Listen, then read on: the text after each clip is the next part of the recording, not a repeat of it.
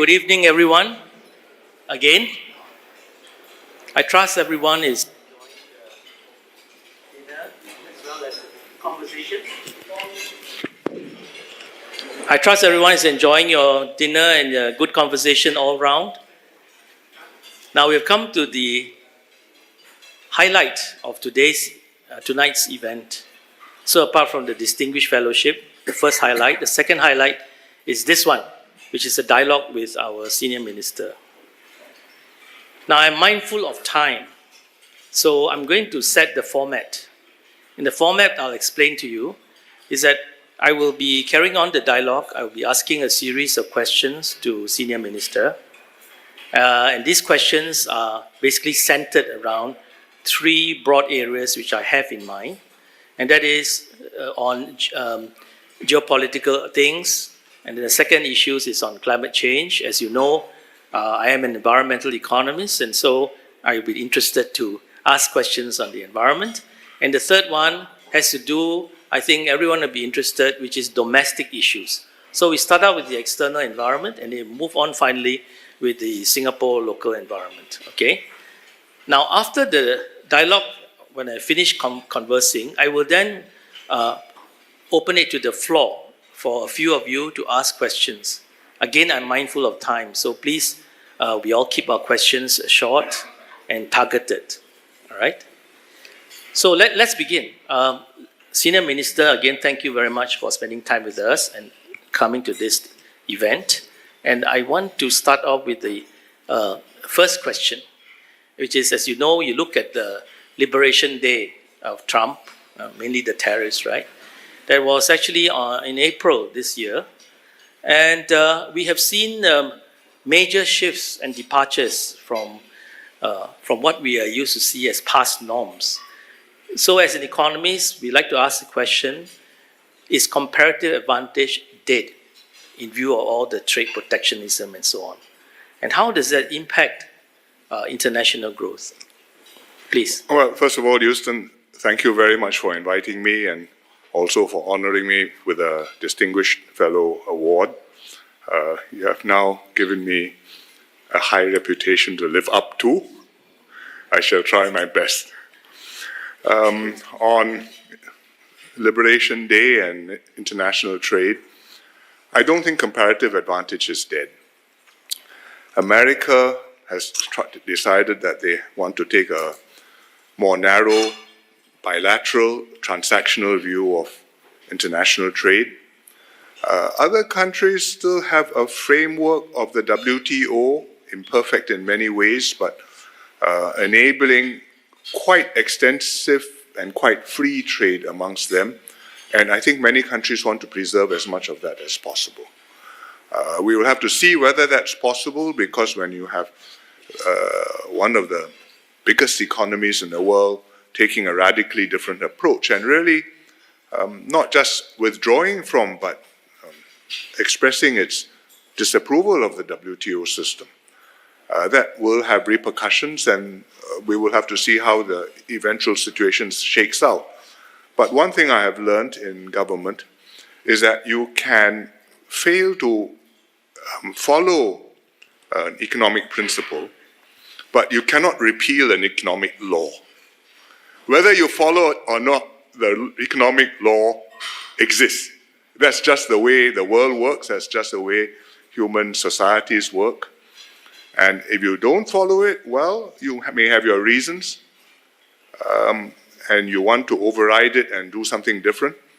But market forces, incentives for people to act in certain ways in their own interest, for countries to act in their own interest, are very powerful and very difficult to just chop off. You close here, it pops up somewhere else. You close there, it pops up somewhere else again. You think you've achieved an objective, something else happens and you're chasing your tail. So I think that we are certainly, from an economic point of view, worse off now than before the 2nd of April, globally. But it's yet to be seen how things will turn out. So I'm glad you mentioned that, well, you said that comparative advantage is still on, but it is evolving. I think it's evolving. And what do you think what is the new framework on the global economy, and what can we do in Singapore too? I suppose the best framework is the world temporarily -1. Meaning the framework mostly remains. America, it still has to do business with the world. You still need rare earths. You still need all sorts of things from the other countries. But, well, for the time being, you wish the rules were different and you're trying your best to change it. Temporarily, meaning maybe at some point they can come back and participate again in a more open and constructive way. But that's the best possible scenario. It may or may not happen. Meanwhile, what can countries do? Well, you can make friends with like-minded partners within a region like ASEAN, within a broader area like the Regional Economic, RCEP, Regional Comprehensive Economic Partnership, or with economies which complement each other and have a broader range like the CPTPP. And I think we can also work together on the WTO framework, like-minded countries, how to make the WTO work without being paralyzed by consensus gridlock, which has been one of the big problems, whether or not the Americans are part of the party. And to be able to participate and have enough of a consensus of countries to say we move ahead. Not everybody is along, and some countries are not comfortable. Well, that's all right. The rest of us, let's move ahead. And we've got some progress on that in a few modest areas, and I hope that more of that can be done. We should try and make the multilateral framework less bad rather than write it off. I think however much we like economic principles to apply and how much we worship economics actually, but we are limited by geopolitical constraints as always. So these are a reminder to us that that we have to work within the political constraints as well, not just focusing on economic efficiency. But this suggests that we need a lot of diversification, all right, in terms of diversifying out of our reliance to the usual sources like for the US and so on. There are lots of markets which are unexplored at this point in time, and I think this gives us an opportunity to look at all these markets. We should do that. You should diversify within the region. You should diversify to fresh markets. Latin America, we have talked about, hasn't gone very far with us yet. The African continent is a very diverse continent. It's 50 plus countries, but some of them are promising. And we should explore all these new opportunities. Precisely. So anyway, I mean, this impact of tariffs, could it be temporary, meaning that as long as Trump is in office, when he goes out... No, I do not believe that. I do not believe that. It will not remain like this, but it will not go back to the status quo ante. In trade policy, in economic policy, once you make a move, you can't take it back. There are consequences. When you first put in the tariffs, everybody complains. The people who need steel say, why is the steel so expensive? The people who need chips, who make chips say, why can't I sell to China? Why can't I import my chips from Taiwan? Whatever. But once you have put in the tariffs, and once new players come who depend on the tariffs and need the tariff protection, and you say, I'm taking the tariffs away, we're going back to where we were, it's politically not possible. And all politically not possible because the businesses with vested interests will complain. Politically not possible because then you will be attacked and say, you know, your predecessor did this to protect us. Why are you unilaterally giving away a chip? You must bargain for something. Which is what happened when Biden took over from Trump #1. Trump 1 put in tariffs against China. Biden didn't take them away. In fact, he tightened the screws on China more. And when there was a debate between Trump and Kamala Harris last year during the campaign, Kamala says, you know, if Trump comes in so many tariffs, then the world will turn upside down. And Trump's answer was, Well, in my first term, I put on tariffs on China. It's now 3.5 years into Biden. The tariffs are still there. How's that? There was no answer. Well, anyways, I think Singapore is not so badly affected yet. Well, the Chinese have a saying, 50步笑百步. The person who retreated 50 steps from the battle laughs at the person who retreated 100 steps, and you're worse off than me. But actually, we have a free trade agreement with the US. It's a zero. We have imports from the US, 0% tariff. Now the US has decided that Singapore has 10% tariffs like everybody else, and we console ourselves that that's the best rate, and we hope that we stay there. I suppose if you treat the world as the way it is, and ask, could it be worse? It could be worse. But is it better than we were before? I am more skeptical. Okay. All right. I think there's a lot to be said on tariffs and so on. I want to move on to this another related concept to the external environment, which is the subject of global warming. Global warming and climate change has always challenged us meaning mankind. And in fact, right now, it's even worse because we have all this deglobalization, trade, all this protectionism, non-global cooperation, where we need global cooperation for something as widely and broadly, and the whole world must be involved, but we are not having it, so we are retreating. So a few countries have managed to get together and they say, let's try to do something. But I don't think that's enough. Do you agree? Well, first of all, global warming is an inherently very difficult problem to solve. If you just look at it from an economic perspective, you would call it a global commons problem, meaning it's a resource which we all share, which we all benefit from, but which we are not personally paying for. And you therefore need to solve it by coming together in order to do it collectively. But when you do it collectively, there's always the risk of somebody opting out and saying, sorry, you carry on, I will just free ride on your hard work and your sacrifices and your belt tightening. And that's called a free rider problem.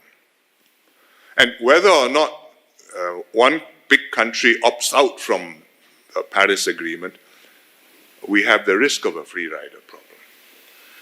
What do we do about it? Well, in principle, even if one country opts out, the other countries should do the sensible things. And there are some studies which show that China is big enough, even without counting benefits to the rest of the world, just costs and benefits to themselves, they should cut emissions in order to reduce the impact on themselves. What more if it is possible for China, maybe India, maybe EU, maybe Brazil? This is a dream package. But in principle, what more if other countries can come together, like-minded, agree amongst themselves on rules which will reduce their emissions, whether they do a carbon tax or whatever rule, and then have some mechanism to deal with free riders, such as border adjustment tariffs, I think they call it. So that amongst ourselves, we abide by rules. If you're selling into me and you didn't cost your carbon when you want to come into my market, I will tax you. And that way, hopefully, you reduce a free rider problem and you can get a bit further. So economically, you can get maybe 3/4 of a solution. But politically, it's very hard because then the other countries will say, look at that fellow, he is free riding on us and I can't quite levy enough price on him. Why should I tighten my belt? In fact, some Southeast Asian countries have already said that. If America is going to be like this, I have to reconsider my commitments. In fact, Singapore has to take a practical view of it, and we have made commitments to go to net zero by 2050 and to go to, I think, half our emissions by a certain date before that.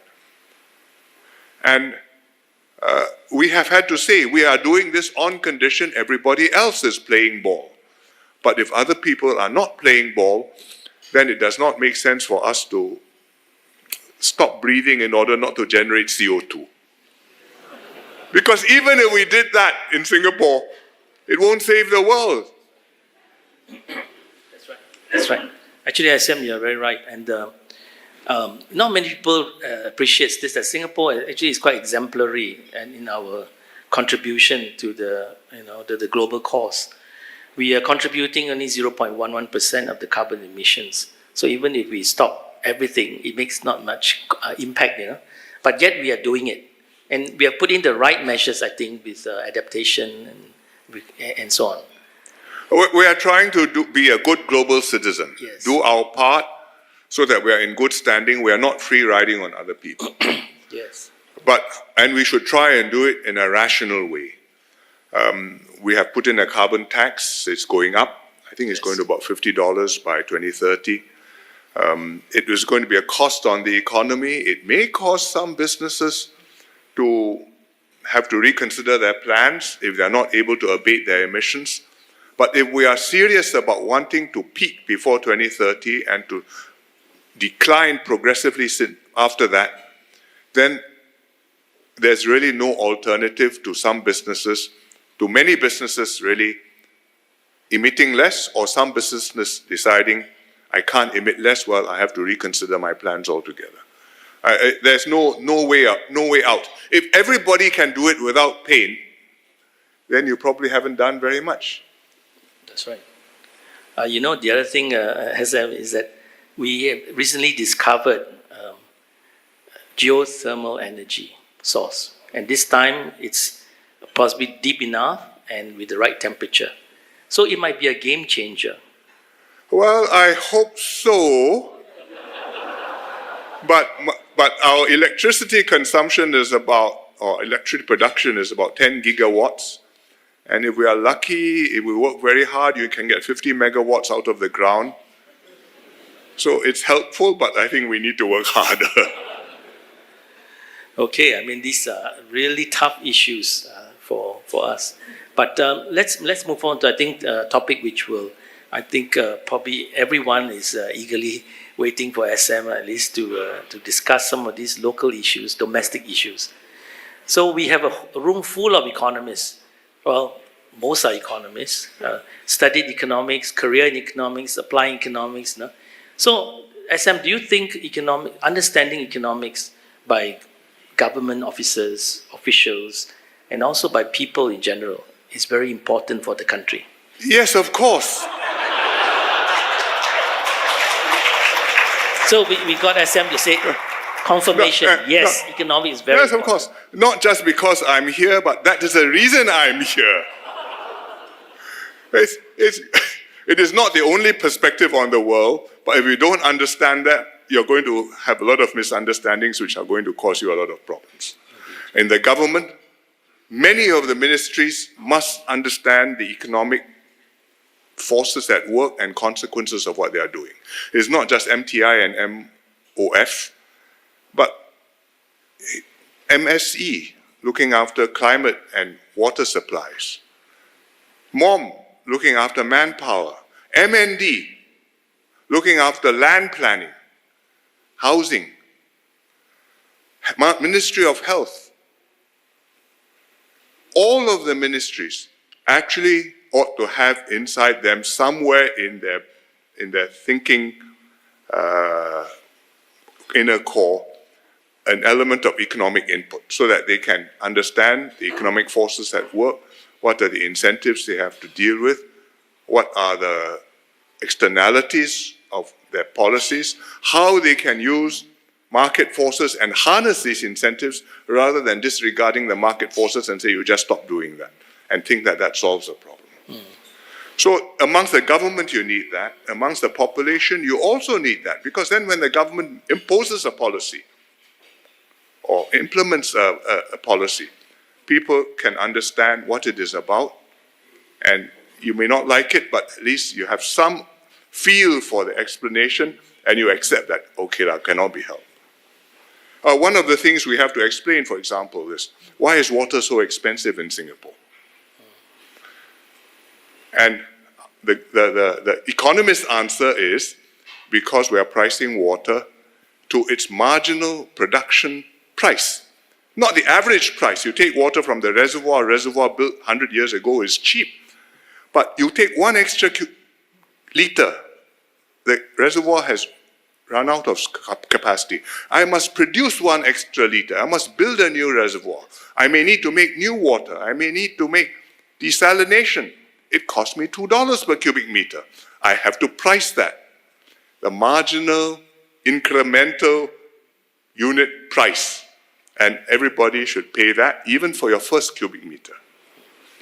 So the economists understand that. The public, not so much. And so we have these debates, not just with the public, but even in Parliament. And we have to explain this. And we also have to do things which help people to accept the policy, beyond just swallowing the explanation. For example, we have USAFE. We did this. I did USAFE when, in 1997 or thereabouts, we made a radical price revision to water. It was 50 cents per cubic meter, and over a period of 2 or 3 years, I pushed it to $1.50. Because it had to reflect scarcity, and at that time, there was some questions being raised about the security of our water imports. Quite fierce statements were being made. And so people understood we needed to do it, but to soften it, ease it in, we said, okay, USAFE. You pay for the water, but I give you a grant. Every month, you save X dollars for those who need it. I think middle income and below, thereabouts. So many dollars. You need the water, this helps you to pay for it. You don't need the water, just keep it, it's for you. So I don't distort your incentive. I have not made the water cheap. Water is expensive, but you are okay. Now, that's quite a complicated argument. But tonight is the Economic Society, so I'm trying it on you. That's why you see, SM, understanding economics is so important, from basic principles of trade-offs, opportunity costs, incentives, and now we just mentioned marginalism. If we had not done this, we could not have done new water. Yes. Or desalination, because actually that is what it is costing us to make the additional supplies, and if people are not paying that amount for what they are consuming, those projects would not have been economic. Precisely. Anyway, SM, I want to pick up on the earlier point when you mentioned market principles. I mean, if we look at government policies, decisions over the past decades and so on, much has relied on, guided by the best of market principles, and we teach that to our students as well. The beauty of the market. But there are instances where you need state intervention, where market outcomes may not coincide with social objectives. So can you elucidate, at least tell us some of the examples where you think that the market sort of fell short and you need the intervention? Well, big ones, health, education, housing, where we have intervened in massive ways, and yet we have tried to continue to use market forces in order not to completely remove the incentives for efficiency and for doing better. Healthcare, for example, if you just leave it, if you have a state system like a national health service, you run into very serious difficulties. The British spend a lot of money on national health, and they are not very happy with the results. If you leave it completely to the private sector, which nobody quite does, but the Americans do it quite a lot, the market doesn't work very well. Health economics is a massive subject, and normal markets fail in so many ways that you end up paying a lot of money and not getting good health care. So somewhere, not just in between the two, somehow you have to structure a system with enough state intervention to prevent the private sector from running off on its own, and yet enough costing and pricing in order to encourage efficient running of our hospitals and clinics, and at the same time, the users, the patients, the population, not overusing the healthcare because it's free at point of use. And I think that we have a balance which works not badly now, although this is a continuing challenge because healthcare costs, technology and costs keep on moving year by year. And from time to time, we have problems, for example, with our IP plans right now, which is, to a very large extent, free at point of use, and that is causing market failure. So it's not that insurance companies are profiteering at you, it's that you make a system, the costs get out of control, you raise the prices, costs rise further, everybody is unhappy. And taking it away also makes people not so happy because they've already paid and I may get sick tomorrow.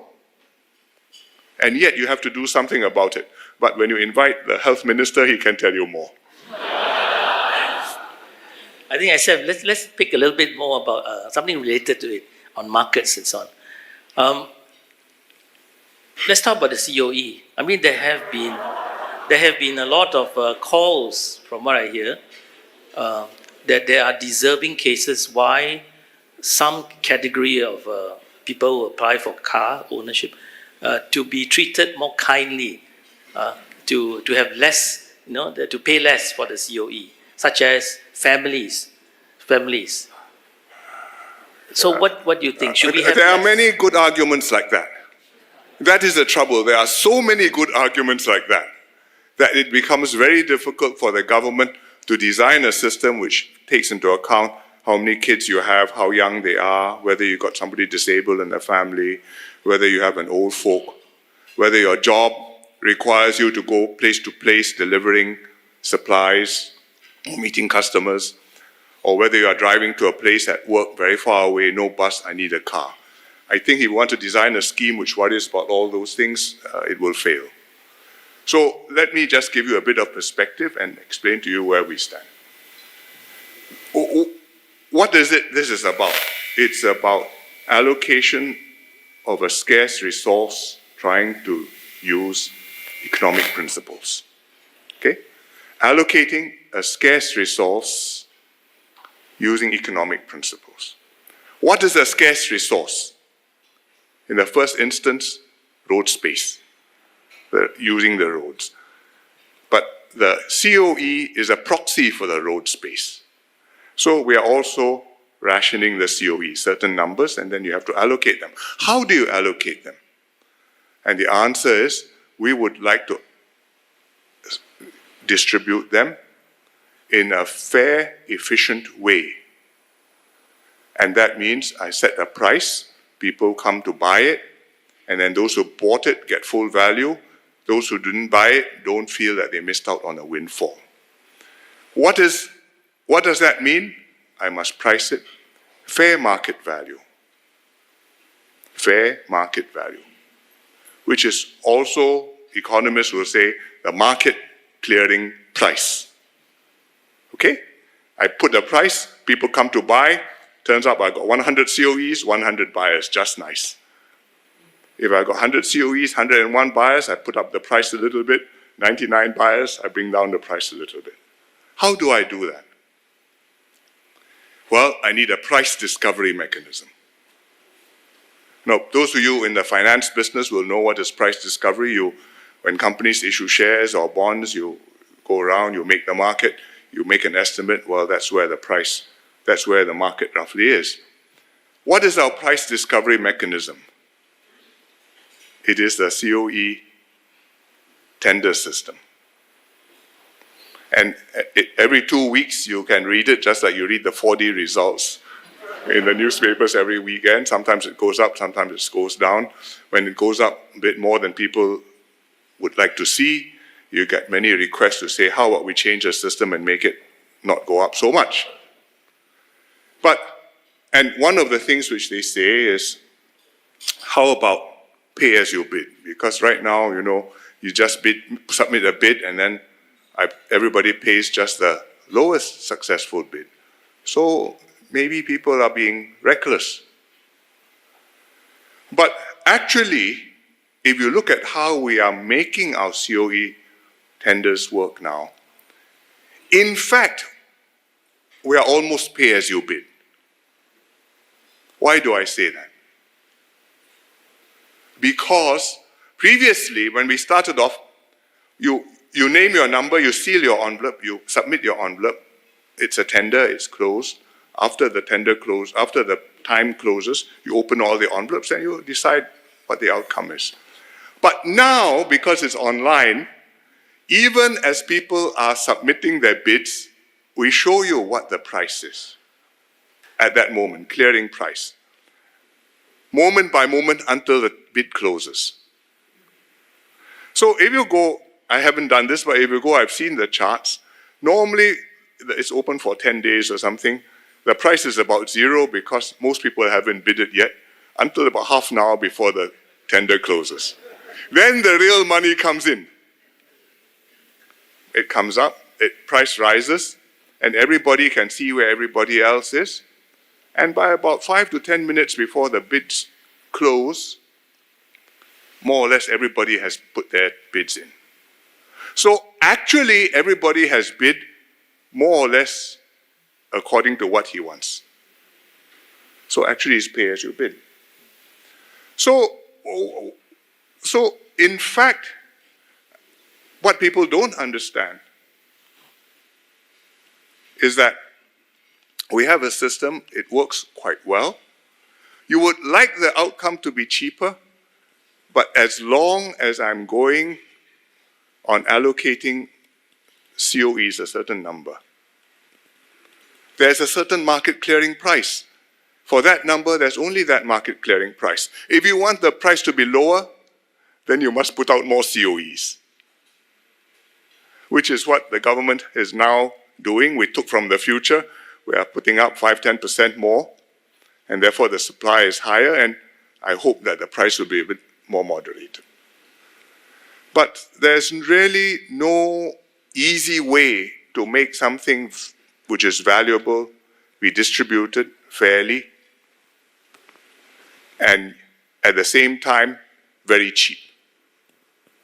Other cities sometimes give up trying to do that, and they've decided it's politically too difficult. They practically say, I've set a nominal price, anybody can apply. And it becomes a raffle, meaning we all apply, no harm, I may win, in which case I get something. Beijing used to do that for some time. But I don't think that's a right solution for Singapore. I think to add on to that is that the appeal to get lower COEs for special categories. So where does it stop? Because there's so many categories that you can think of. Well, I think there are two more direct answers to that. One, I can guarantee every Singaporean affordable, convenient transportation. Yes. I cannot guarantee every Singaporean affordable car. It's different from houses. Okay, HDB houses, every Singaporean can get one. Maybe 3-room, maybe 5-room, maybe 2-room. But every Singaporean household can get one. But cars, no. Transportation, yes. That's number one. Number two, if in fact you have a special need, for example, you have a kid, it's better rather than I give you a cheaper COE, I give you a bigger baby bonus, and you can use that to buy a baby seat or help to pay for a little bit of a car. And directly help the group you need to help in cash, rather than make complicated schemes, which then end up with all kinds of contradictions and wrong incentives. SM, let's change topic from transport cars to maybe the cost of doing business. Rental rates. People have been hearing that SMEs, they're asking for help in the rental rates market. Should the government intervene? Well, I think we have to watch the market. We have to watch whether it's competitive, whether there's collusive cartel behavior. And if there is, then we have to intervene to break that up. But generally speaking, rentals in Singapore, they are not low because I think Singapore is a small place and there's a limited supply. And if you go across a causeway or across the Singapore Straits, of course, it's much cheaper. But the rentals adjust to the market. Not as fast as we would like because they have a period. You sign a lease, it's 2 years or 3 years. And sometimes when the market comes down, the landlord prefers to give you a private discount rather than tell everybody the rents have gone down. So that has to be taken into account. But I think generally the market works reasonably well. Some cities have tried rent control. It doesn't work. The result is even fewer units, even fewer landlords, maintenance goes down, everybody is affected. Who benefits? The person who happens to be there when the rent control was put in place for some time. After that, well, we're all in a worse position. Yes, that's very true. Now, I'm very mindful of time, so I need to reserve some time for the floor to ask questions. So, but I think this is a very interesting your discussion on the constraints of the markets. Even though the markets can produce wonderful outcomes, it is constrained by certain things, and governments needs to fulfill certain social objectives. So that's the point.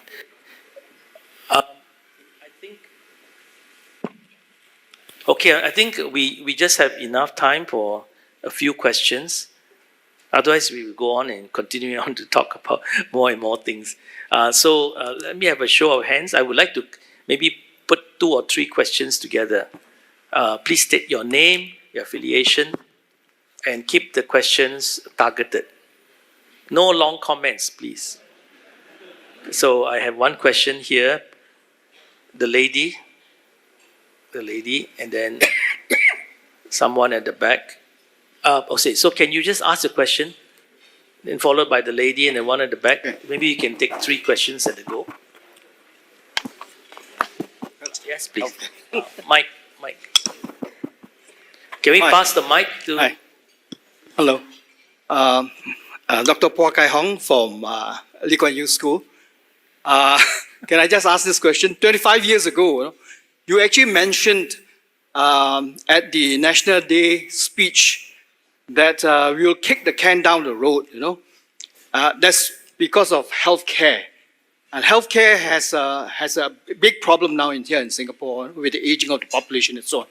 And so with what's your comment about the distribution of healthcare of 80% to 20% now is going to 90% public healthcare because of the problems in the private healthcare right now?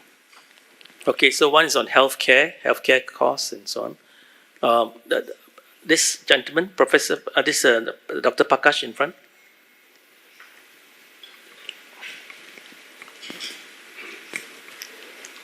Sure. Thanks very much, SM, for those remarks. I think listening to you, some characteristics of, in a way, the part of the success of the Singapore story, which is policymakers are able to think long term, to kind of take risks, to go against the grain. The question I have is, what are the risks that you see of these traits changing? That we become a little bit more short-term, a little bit more risk-averse, moving away from marginal pricing to average pricing. What are the risks of that scenario playing out, and how can we ensure that doesn't happen? Thank you. So the question, one on health, one on risk, changing risk. The lady. Yeah, the one you're raising your hand now. This lady, yes. The mic. Please state your affiliation. Hi, my name is Violetta from GIC. Thank you, Senior Minister. I would like to ask about generative AI. I was wondering what are your thoughts on what the key skills are for the future generations of Singaporeans in the light of this transformative technology in order to kind of stay competitive and resilient in the many decades to come. Thank you. Do you want to take 3 or 1 more? Yeah, I'll take them. Okay, so SM wants all the 3. Okay, first question on healthcare. I don't remember saying that we should kick any cans down the road. Or maybe I misheard you. But if we kick cans down the road, usually we meet them later on and they become more difficult to handle. And in Singapore, we don't like to do that, because in Singapore, it's quite likely that the person meeting the can down the road will be the same as the person who did the kicking some time ago. And So that's one of the reasons why we raised the GST rate over the last couple of years from 7 to 9%, so as to address healthcare costs rising up. The public-private share of healthcare, whether it should be 80-20, 90-10, you can argue where it needs to be, but I think there's a role for private healthcare in Singapore. And as the minister has said, you also would like to have different models of private healthcare, and we would like to see if we can help to make that happen. That's a kind of influencing the market without intervening, but we will see if we can find some way to help to make that happen. Prakash asked about the risk of leaders becoming short-term and not taking the economic rational approach and just looking for short-term political dividends. That, honestly, is always there. Because most of the time, in most circumstances, it's easier to be a leader who oversimplifies issues and say, I have a good solution. Follow me. This is the way. And after 2 days, everything will be solved. Rather than somebody who gives you a long exposition more suited to the economic society. So it's very hard. And what you need is somebody who internally understands what the economic society thinks, but publicly is able to express it in terms which are maybe stripped down, maybe simplified, maybe you present it in an analogy, but sufficient for people to accept and to have really is animal faith in the leader and the leadership team. So I believe you, not because I understand all the ins and outs of what is a marginal incremental cost as opposed to average cost, but because you have shown results and I trust you. And therefore, I give you the benefit of the doubt and I will go along. And I think you have my interest at heart. I would like everybody to learn some economics.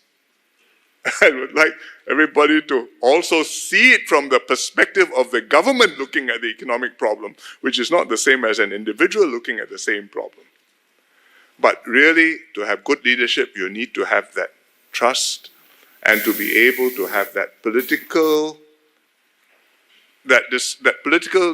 debate in the public arena, which is anchored on logic, on realities, on what the evidence shows, as opposed to being based on what is politically expedient. And I speak my book. If I'm in the opposition, I try to propound something which sounds nicer than what the government is prepared to offer. And if I'm in the government, I try to do things which are nicer than what the country really needs. And there is no certainty that Singapore can do that forever. So we just have to know that and therefore conclude, let's try our best to make it last as long as we can. Third, what are the generative AI skills needed? I do not know for sure. The technology is moving very fast. Some people say it's going to shoot through the roof. It's already quite good for a good number of applications. If you are doing medical diagnosis, it's very respectable. If you are doing image processing, it's very good. If you are passing law exams, it's also respectable. But whether that goes to AGI, what do they call it? Automatic General Intelligence. The jury is still out. It may be you carry on in this way and just add more CPUs and processing power and data, you can get there. But it may be that you need further insights and breakthroughs in order to go beyond just what the current statistical models are able to produce. So we can't say, but that what you have already in some professions is already making a big difference. I think that is a fact. And we should, in Singapore, do our best to understand it and how we can use it. Even if I'm not at the leading edge generating the next DeepSeek, I should be able to make use of DeepSeek and other things in order to do our jobs better, deliver services better, be more efficient, be more productive. And I think that is within Singaporeans' capabilities. And we can train Singaporeans to be able to adapt to this and to be able to move either to do that job better using the new tools, or in some cases, if those jobs are no longer there, you're really moving up to do a different job or moving to another industry to do a different job. And that will need a lot of government support. That's one area where to say, I leave it to the market or I leave it to laissez-faire, I don't think it's going to work. We need government resources, encouragement, exhortation, leadership by example. It makes a big difference. But one day you will have an AI bot here answering questions during your dinner. So far, I think I still have a job. I think I'm mindful for time, so I don't want to press on, except I think we have a young professionals wing somewhere, and I would wish they would ask a question. Do you have any pressing question for SM? Somebody right at the end. Where's the young professionals? Raise your hand. Yeah, right at the end. Oh, okay, that's right. Do you have a question? Yeah, but we can't hear him. He's going to use the mic. Is your mic working? You just change the mic then.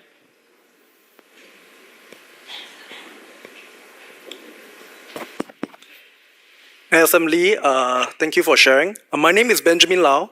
I'm the chairman of the ESS Young Professionals Wing, and I'm honored to ask a question on behalf of the Youth Wing. So for many young Singaporeans today, the definition of success is shifting, When I grew up, I've been hearing about earning money, home ownership, and climbing the career ladder.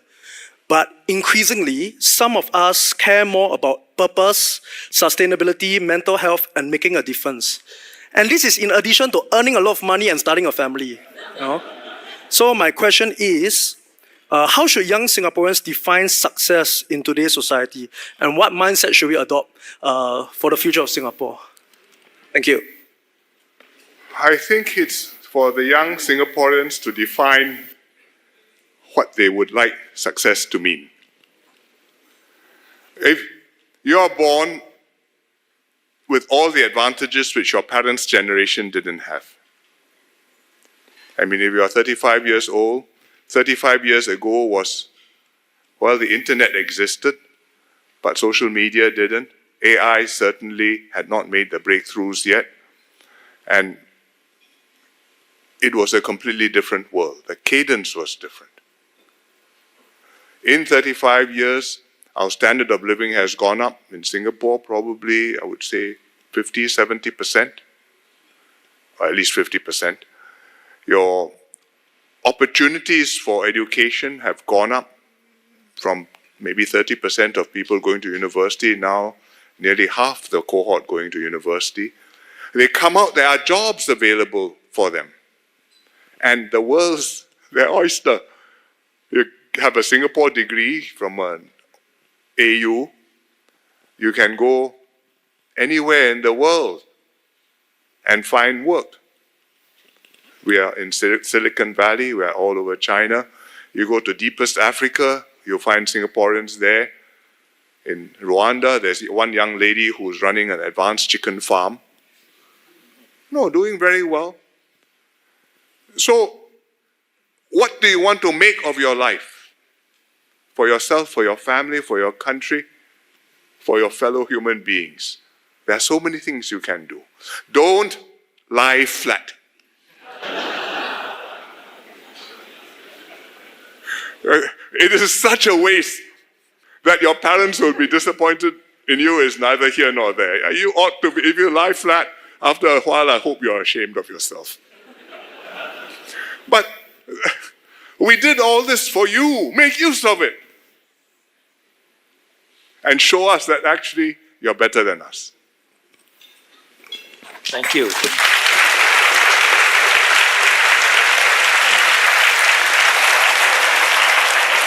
So, don't you think that economics is such an exciting discipline?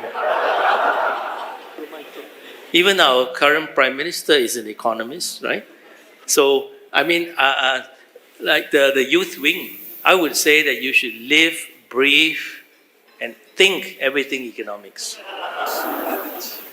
So with that, I think let us all thank SM Lee for spending time with us in this dialogue.